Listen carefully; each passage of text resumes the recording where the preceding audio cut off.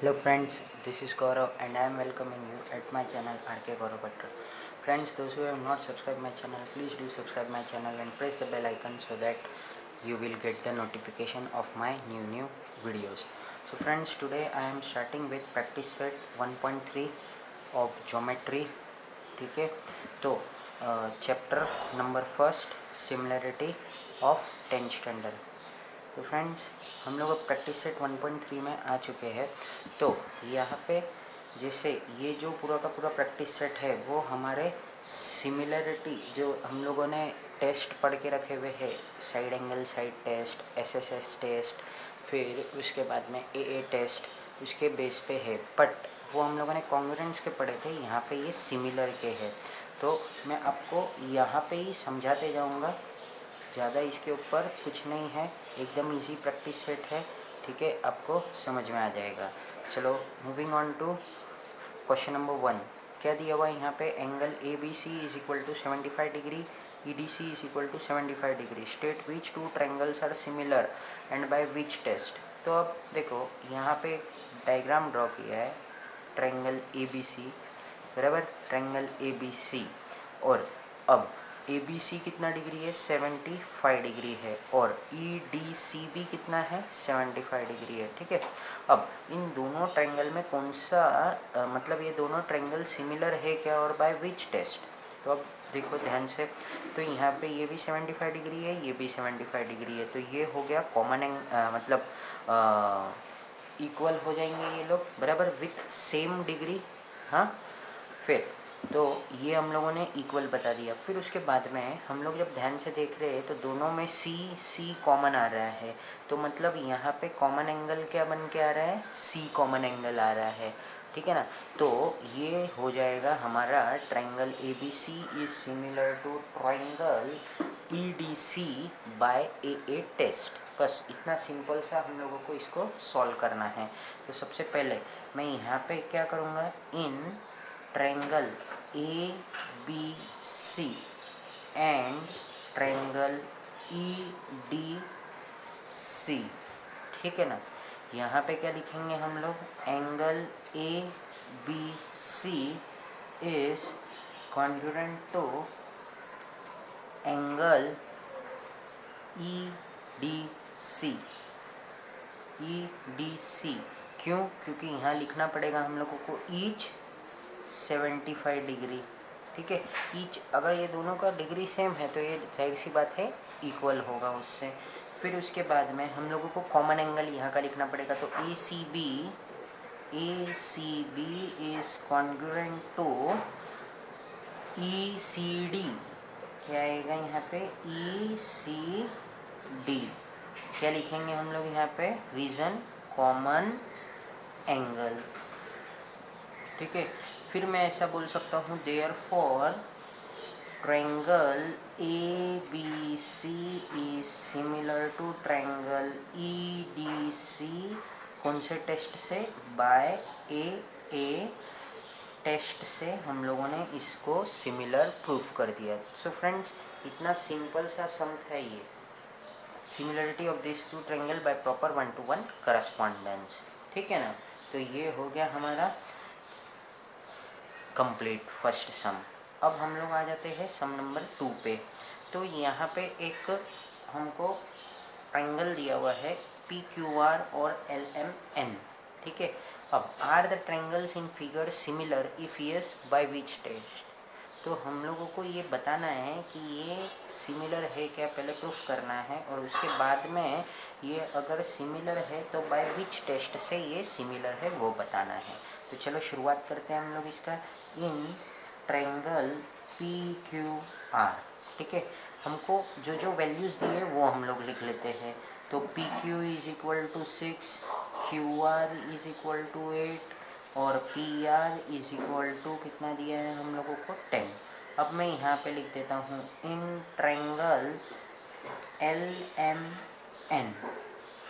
ठीक है, हम लोग क्या करेंगे? L M is equal to 3. ये एल एम हमको कितना दिया है? 3 दिया है. एम एन हमको कितना दिया है?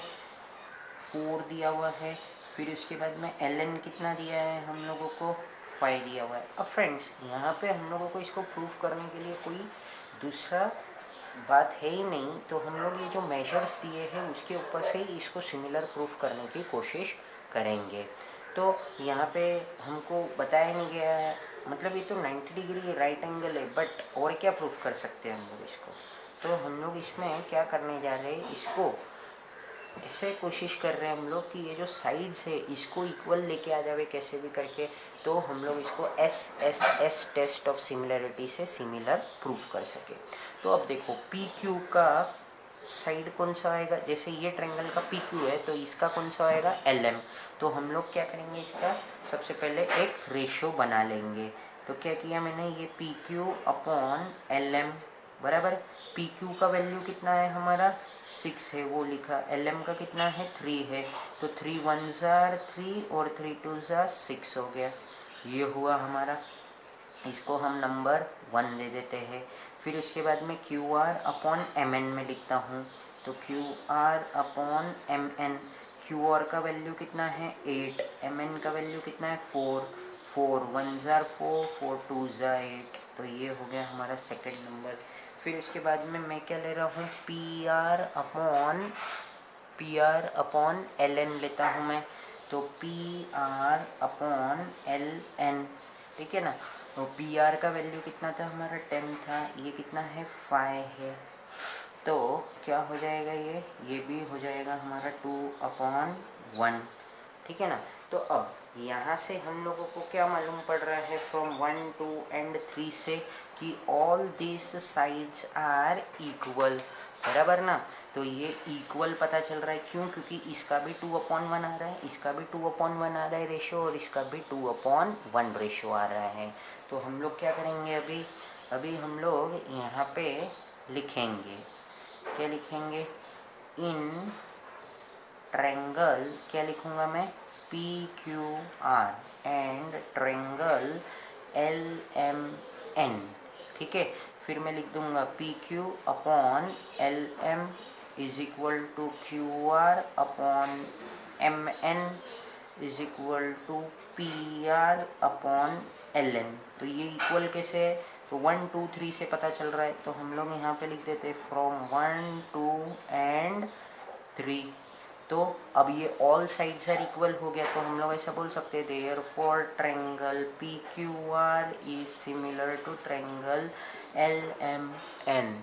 और कौन से टेस्ट से हो गया ये हमारा इक्वल प्रूफ, तो एस मतलब side side test of similarity से ये इक्वल प्रूफ हो गया। तो इतना इजी सा सम था ये भी हमारा कंप्लीट हो चुका है। तो friends moving on to sum number 3, हम लोग आ जाते हैं सम नंबर 3 की ओर। तो सम नंबर 3 क्या है वो देखते हैं। 2 poles of height 8 meter and 4 meter are perpendicular to ground. If the length of the shadow of the smaller pole due to sunlight is 6 meter, then how long will be the shadow of bigger pole at the same time? अब देखो यहाँ पे क्या क्या है, तो यहाँ पे 2 ट्रायंगल्स दिए गए हैं हम लोगों को, एक है हमारा पी क्यू आर और दूसरा है हमारा ए बी सी। यहाँ पे जो डायग्राम है ये मेरा सेम हो गया लगभग, ये कैसा बड़ा छोटा होना चाहिए था। ये जो ए बी सी है ये वाला हमारा ट्रायंगल थोड़ा बड़ा कर लेते हैं हम लोग, तो ये ए बी सी हमारा, ठीक है ना। तो एक बिगर है और एक ट्रायंगल हमारा क्या होना चाहिए, स्मॉलर होना चाहिए। तो अब समझेगा, as shown in the figure 2 poles of height, 2 poles है यहाँ पे, बराबर, मतलब जो पोल्स मतलब डंडा जो होता है वो है। तो क्या बोला गया है यहाँ पे, पोल्स ऑफ हाइट, खंबा मतलब 2 poles ऑफ हाइट 8 मीटर, एक पोल है 8 मीटर का और दूसरा कितने का है 4 मीटर का, are perpendicular to the ground. Perpendicular to the ground मतलब क्या हो जाएगा, ये 90 डिग्री है, ठीक है। If the length of the shadow of the smaller pole, देखो ये जो पोल है, ये जो हम लोगों ने यहाँ पे पोल लगाया हुआ है, इसका शेडो कितना है 6 मीटर तक जा रहा है। तो then how long will be the shadow of the bigger pole, ये जो बड़ा पोल है उसका कितने मीटर तक जाएगा। तो हम लोगों को क्या लिखना है, स्टार्टिंग करते हैं हम लोग इसको किस तरीके से, we have to present this sum. तो वो मैं लिखने जा रहा हूँ। तो पोल पी आर, इसका पोल क्या है पी आर है और इसका क्या है ए सी है। पोल ए सी फॉर्म शेडो, शेडो। तो पोल पी आर का शेडो कौन सा है, तो क्यू आर है, बराबर। एंड इसका कौन सा है, ए सी का शेडो कौन सा है, बी सी है, ठीक है। तो ये हम लोगों ने लिख दिया। इसके बाद में क्या लिखना है हम लोगों को, shadow of two poles at the same time forms two similar triangle, ठीक है ना।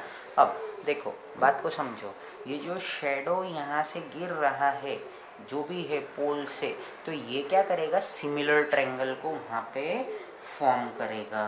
तो ये हम लोगों को एक्सप्लेनेशन लिखना है यहाँ पे, shadow of two poles at the same time forms two similar triangles, ठीक है।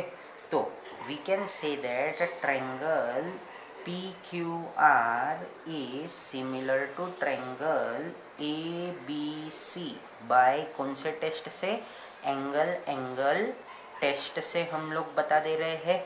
तो अब जैसे कैसे हुआ ये एंगल्स ए टेस्ट से, तो एक तो क्या होएगा हमारा 90 डिग्री वाला होगा, ठीक है। एक एंगल हो जाएगा हमारा 90 डिग्री वाला। और हम लोगों ने ये एक बात बताया था, shadow of two poles at the same time forms two similar triangle. तो ये जो यहाँ का एंगल है इज इक्वल टू ये वाला एंगल है। तो ये ए टेस्ट से हम लोगों ने इन दोनों को इक्वल प्रूफ कर दिया। तो मैं यहाँ पे लिख देता हूँ किस तरीके से, ये रीज़न डायरेक्टली नहीं लिखता हूँ। In triangle P Q are, एक मिनट रुको आपको समझा देता हूँ अच्छे से। ये क्या होएगा हम लोगों का, यहाँ पे मैं लिख देता हूँ angle P Q R is congruent to, क्या लिखता हूँ मैं यहाँ पे, ए बी सी, और यहाँ पे 1 नंबर देता हूँ। तो यहाँ पे हम लोग लिखते हैं एंगल पी क्यू आर